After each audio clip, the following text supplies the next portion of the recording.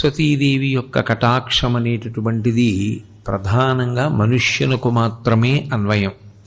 ఇతర ప్రాణులు వీటికి అన్వయం కాదు. ఎందుకని అంటే సరస్వతి అంటే విద్యాధిదేవత, ఆమె భాషాధిదేవత, ఆమె వాణి, వాగ్రూపిణి.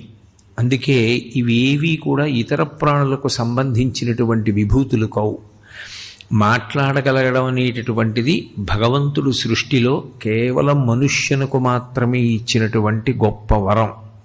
స్వరపీఠిక ఒక్క మనుష్యునకు మాత్రమే ఇవ్వబడింది. అందుకే ఒక్క మనిషి మాట్లాడగలడు తప్ప ఏ ఇతర ప్రాణి కూడా మాట్లాడగలిగినటువంటి అదృష్టాన్ని పొంది ఉండదు. కేవలం మాట చేత తరించగలడు. రెండు, శాస్త్రాన్ని గురువుని ఈ రెండిటిని